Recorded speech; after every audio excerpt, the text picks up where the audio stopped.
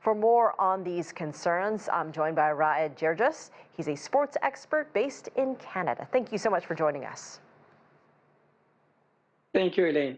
Raed, we're just under 80 days now until the FIFA World Cup, and yet there are not very many sold-out games, and officials are getting pretty worried. What is contributing to this lack of interest?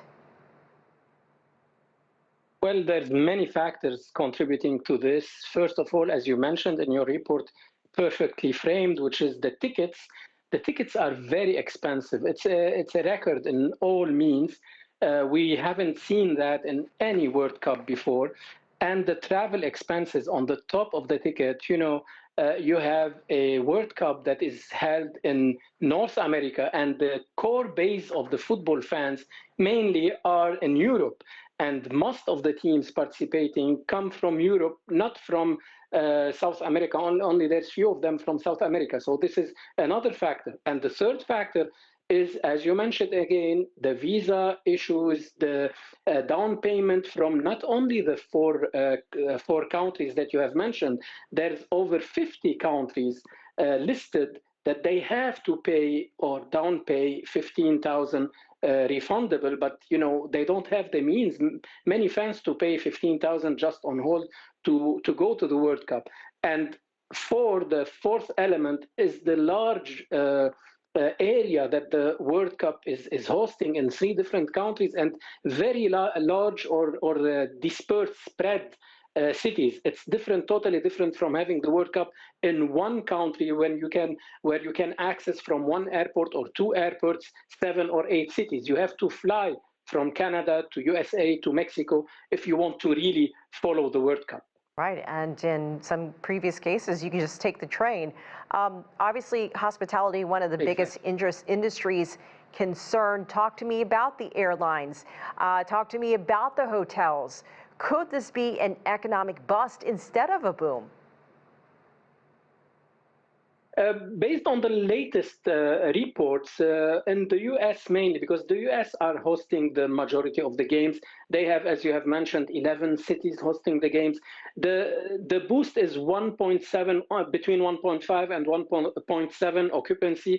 They are still relying on the last 2 or 1 month last minute plans, because don't forget that there's around 4 major countries in Europe. They are deciding now who's qualifying to the World Cup. Some other people, they leave it until the last week or 2 weeks to fly. So anyway, I think the local economies, the small and medium businesses, they will benefit on the local level, on the state level, on the city level. However, on the country level, as Mexico or USA, it depends totally on how much they invested in this World Cup. It makes a lot of difference if you have invested billions of dollars to host the World Cup, or you just renovated some, existing stadiums. It makes a lot of difference. However, I would like to stress on one important point that many of us, they forgot, the fans, that FIFA doesn't pay taxes. It means the bulk of the income from the World Cup, which is TV rights, marketing rights, and so what have you, FIFA doesn't pay to the local hosting countries. They take all the recipe and they leave. So the local countries, regarding the business and the outcome, if it's it's a good or not good, it goes to the ticket sales, to the hotels, the car rentals, restaurants, and the local economy, not on the TV rights, the billions of dollars that are spent on marketing as well.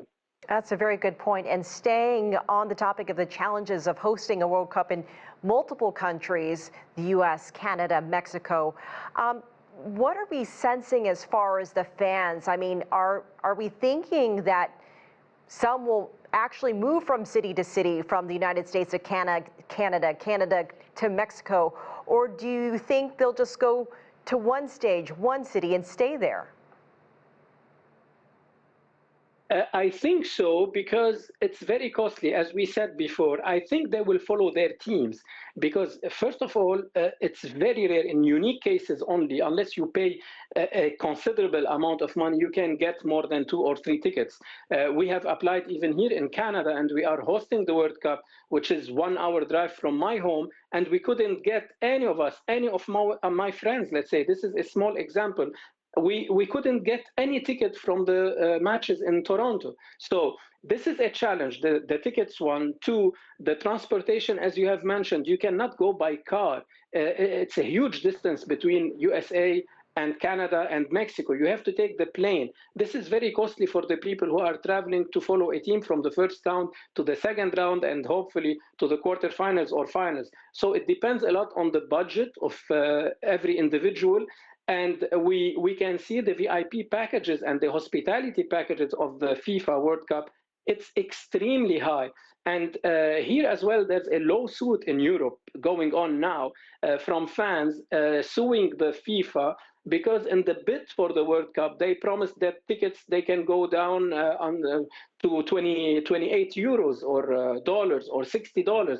We haven't seen that. There's few tickets at $60 or $100, and they were gone before even being on the online on the website for almost 30 minutes or 20 minutes. They're gone. And adding to sort of the logistical challenges, I mean, we were just saying that TSA in the United States is saying that new screeners won't be ready in time for the World Cup. You add to that the ongoing government shutdown here in the U.S. with ICE being deployed at some of the airports. How is the Iran-U.S. conflict also impacting the World Cup with airline prices, really getting more expensive by the day? Yeah, and this is as well another topic adding to the challenges. And Iran specifically, they have announced first that they will not play in the USA, and then they announced that nobody can kick them out of the World Cup. It's not clear yet, and it's a big headache, to be honest. If you want to if FIFA decided to move the matches of Iran to Mexico or to Canada, you're moving not only Iran, you're moving three other teams, three other countries with Iran. And it's a headache, organizational, logistical headache. And regarding the TSA and all the challenges that they have in the USA, now every hosting country has their own, processes and procedures. It's up to their security to decide how complicated or how easy it is to access the country. So maybe Mexico or Canada, they decide to do differently. It's up to them. It's related to their immigration policy, to their system, or they can complicate more the process. Until now, it is complicated. Even in Canada, you have to apply for a visa here. You have to wait for your turn. Okay, the letter from the FIFA, if you buy a ticket, might accelerate the process, but it's not guaranteed that you get a visa to enter Canada or USA to watch the World Cup. All right, just a lot going on. Raed Gerges, thank you so much for joining us. You're welcome. Thank you.